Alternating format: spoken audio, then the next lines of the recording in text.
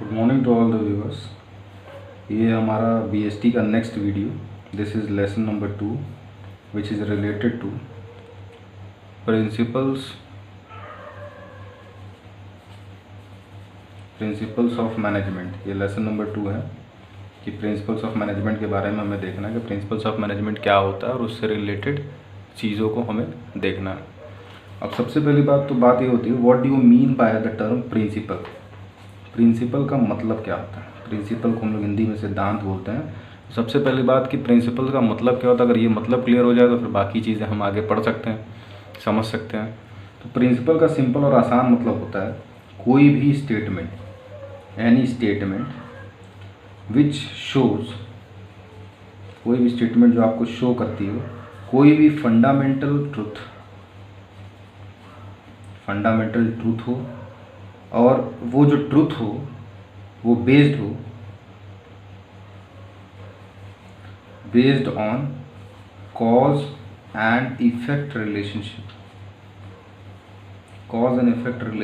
पे वो आपका बेस्ड होना चाहिए। तो सबसे पहले हमको प्रिंसिपल समझना है। तो प्रिंसिपल हम अच्छे समझते हैं कि प्रिंसिपल कोई भी statement which shows fundamental truth based on cause and effect relationship. 3 बातें हैं। कोई ऐसा स्टेटमेंट जो कि आपको फंडामेंटल ट्रूथ के बारे में बताता हो कि हाँ ये सच है। एक सच होता है, एक फंडामेंटल ट्रूथ। फंडामेंटल ट्रूथ मतलब जो विच इज़ एक्सेप्टेड एवरीवेयर, तो वो बताता हो। दूसरी बात कि वो cause and effect relationship based हो, यानी पहले कारण हुआ हो फिर उसका इफेक्ट क्या पड़ रहा हो, वो सब बेसिस जो हम लोग इससे पहले बात कर चुके हैं वीडियोज़ में, उस पर ये सारा कुछ बेस्ड होना चाहिए। तो ये हो गया आपका प्रिंसिपल का मतलब। अब हमारा टॉपिक क्या है? Principles of management. तो हम देखते हैं मैनेजमेंट के प्रिंसिपल्स क्या होते हैं। तो दूसरा हम देखते हैं मैनेजमेंट प्रिंसिपल्स। अब मैनेजमेंट के प्रिंसिपल्स क्या होते हैं? तो नॉर्मल प्रिंसिपल समझ लिया, तो मैनेजमेंट का भी कुछ अलग होना चाहिए। तो ये भी कुछ अलग नहीं है। ये क्या होते हैं? ये ब्रॉड एंड जनरल गाइडलाइंस होते हैं। जनरल गाइडलाइंस फॉर मेकिंग, क्यों होते हैं? तो फॉर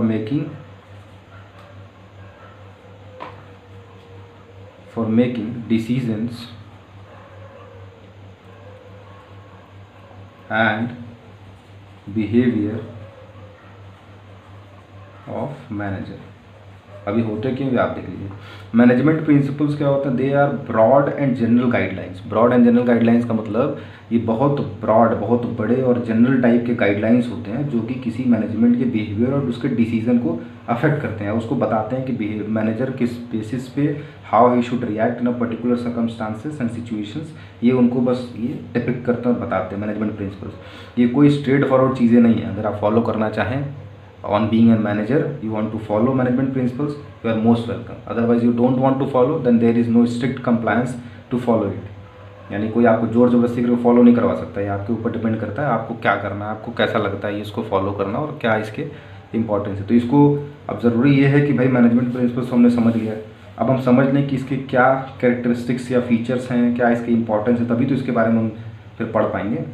तो now the next topic is our characteristics,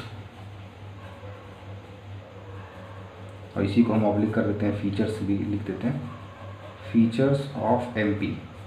MP का मतलब मध्य प्रदेश में समझिएगा। एमपी मतलब होता है मैनेजमेंट प्रिंसिपल्स, क्योंकि ये ज्योग्राफी की क्लास नहीं है।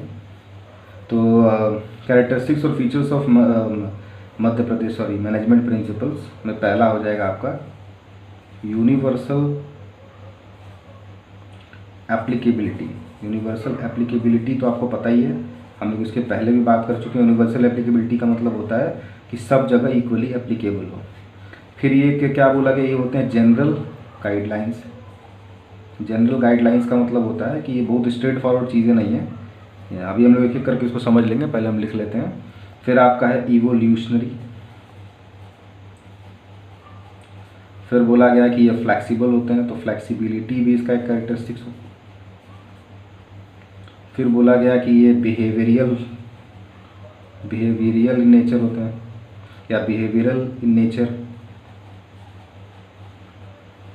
फिर बोला गया ये कॉज एंड इफेक्ट रिलेशनशिप पे बेस्ड होते हैं, जैसा कि ऊपर हम लोग पढ़े हैं।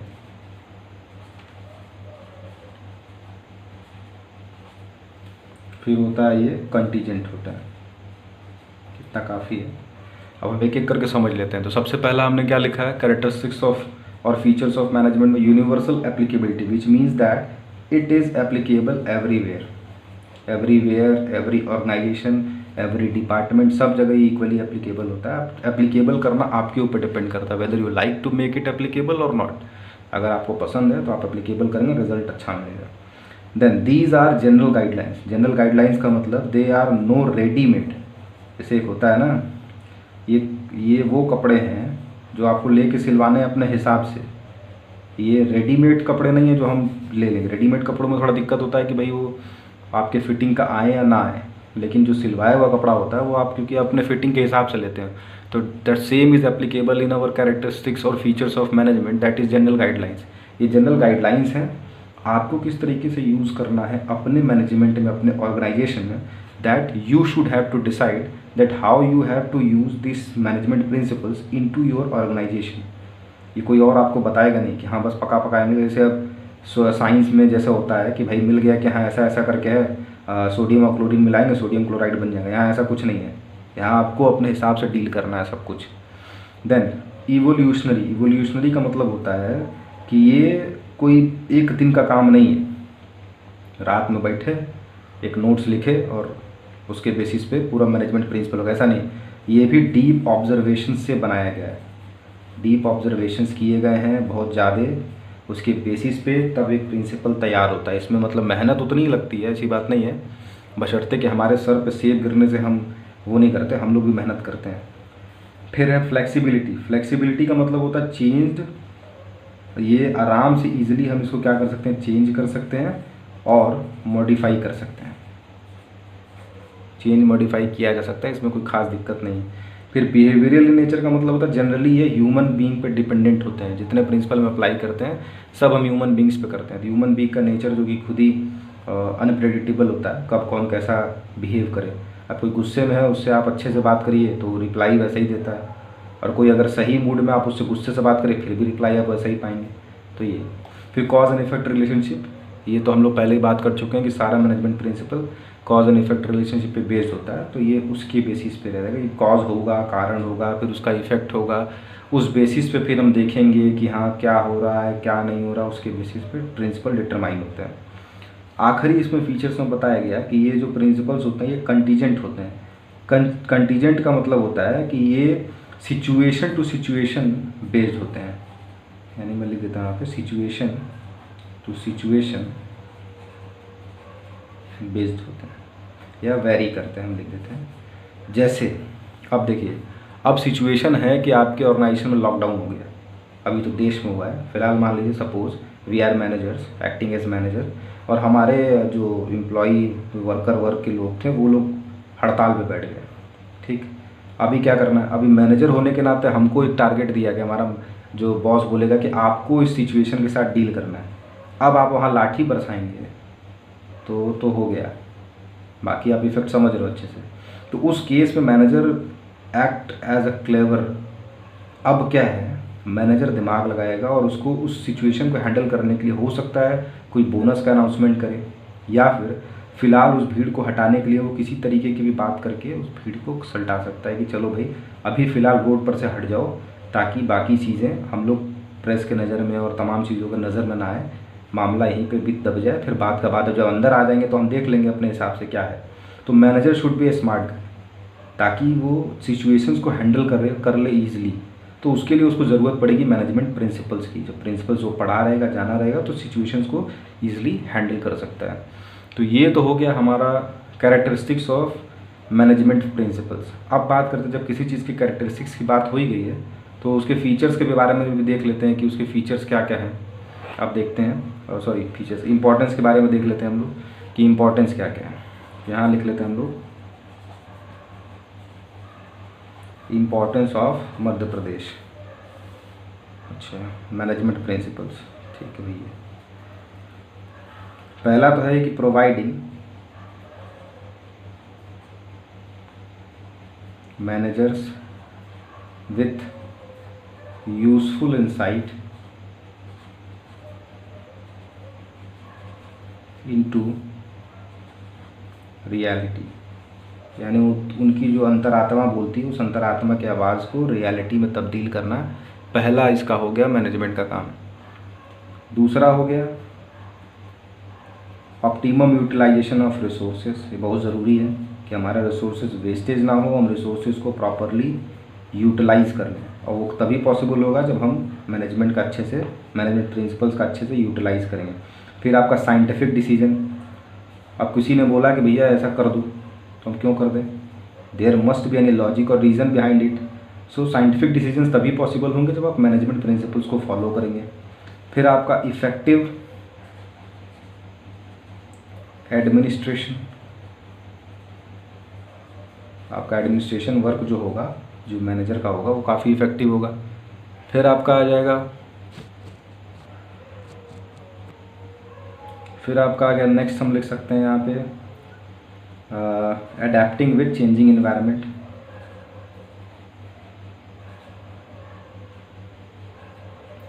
Adapting with changing environment.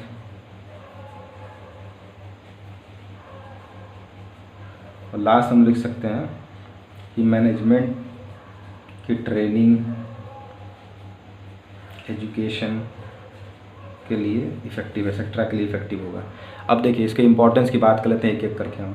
पहला इंपॉर्टेंस बोला गया कि providing managers with useful insight into reality.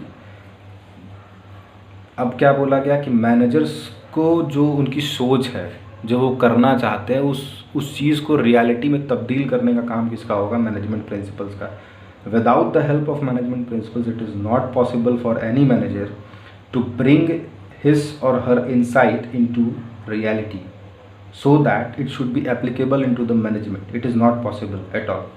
Then the next, optimum utilization of resources. The resources should be optimally utilized in any organization. Optimum utilization का मतलब होता है कि इस तरीके से utilize करना कि that there should be no wastage of resources and the work is also completed in with less utilization of resources. Optimum शब्द अपने आप में बहुत बड़ा होता है। ये नहीं कि अब ऑप्टिमम का मतलब ये हो गया कि भैया हम रिसोर्सेज को काट दें, हम आधा, जैसे अब हम ही को बोला गया कि भाई अच्छे से ऑप्टिमम तरीके से खाना खाओ, तो इसका ये मतलब कहीं नहीं है कि हम जो है खाना कम खाने लगें, ये नहीं बोलता। ऑप्टिमम शब्द का मतलब है कि हम खाना उसी हिसाब से खाएँ जितनी हमारी बॉडी को नीड है, एक्स्ट्रा ना खाएँ, समझे। उसके बाद नेक्स्ट, साइंटिफिक डिसीजन। मैंने पहले ही बताया कि कोई भी डिसीजन लेने से पहले मैनेजर को अपना लॉजिक तैयार रखना पड़ता है कि हाँ मैंने ये डिसीजन लिया है, then I would be responsible if any circumstances happens in the organisation. तो मैनेजर को ये बोलना पड़ेगा, बताना पड़ेगा भैया मैंने डिसीजन लिया है, तो क्यों लिया, तो बताएगा हाँ भैया हमने ये मैनेजमेंट प्रिंसिपल पढ़ा हुआ था, उसमें ये लिखा हुआ था, उसके बेसिस पे हमने डिसीजन लिया और इसका ये आउटकम है। May be he will be correct and if he follows principle then he may be correct. Then effective administration. Effective administration का मतलब होगा कि जो उसका कार्यकाल होगा या जो एडमिनिस्ट्रेशन होगा वो अच्छा होगा। फिर adapting with the changing environment. जो चेंजिंग इन्वायरमेंट, जो आपका इन्वायरमेंट देखिए बार बार बदल रहा है, यहाँ मौसम के इन्वायरमेंट हमारे मैनेजमेंट में मौसम विभाग की जानकारी देने के लिए नहीं है। इन्वायरमेंट को हम लोग ऐसे समझते हैं कि जो हमारे इंटरनल और एक्सटर्नल फैक्टर्स हैं which affect our organisation in different ways, जैसे गवर्नमेंट, सप्लायर्स, कंज्यूमर्स, डिमांड, ये सब क्या है हमारे एक्सटर्नल फैक्टर्स। इंटरनल फैक्टर्स में हमारे एम्प्लॉयज़, हमारी पॉलिसीज़, ये सब इंटरनल फैक्टर्स हो जाएंगे, इंटरनल इन्वायरमेंट हम कह सकते हैं। तो इन सब के प्रभाव से हमारे बिजनेस में क्या इफेक्ट पड़ता है, हमारे ऑर्गेनाइजेशन में क्या इफेक्ट पड़ता है, इसको ही मैनेजर को देखना पड़ेगा। तो अच्छे से कैसे देखेगा, with the help of management principles he will be able to जज about the changing environment needs. Then management training, education, etcetera etcetera. तो मैनेजमेंट की ट्रेनिंग और एजुकेशन के लिए ये काम आता ही है, तो ये एज इट इज़ हम लोग इसके बारे में डिस्कस कर सकते हैं। तो आज के टॉपिक में हमने पढ़ लिया कि भाई प्रिंसिपल्स क्या होते हैं। सबसे पहली बात तो प्रिंसिपल्स हमने देख लिया कि प्रिंसिपल्स क्या हैं। तो प्रिंसिपल्स स्टेटमेंट होते हैं which shows fundamental truth based on cause and effect relationship. अब प्रिंसिपल्स के बाद मैनेजमेंट प्रिंसिपल क्या होगा, तो ये ब्रॉड एंड जनरल गाइडलाइंस होते हैं for making decisions and behaviour of manager. उसके हिसाब से फिर हम कैरेक्टरिस्टिक्स ऑफ मैनेजमेंट देखें, उसके हिसाब से फिर हम इंपॉर्टेंस ऑफ मैनेजमेंट देखें। तो आज का वीडियो तो हमारा इसी पे है। नेक्स्ट वीडियो में हम लोग देखेंगे कि हमारे पास दो लोग हैं, एक तो आपके हेनरी फ्योल हो गए और एक आपके हो गए F.W. टेलर। तो दोनों के हम लोग प्रिंसिपल्स के बारे में पढ़ेंगे। तो first we will start with the principles of Henry Fayol, that is 14 principles he have given. देन उनके बारे में हम लोग नेक्स्ट वीडियो में उनका पूरा प्रिंसिपल लगभग कवर करेंगे। तो thank you for watching this.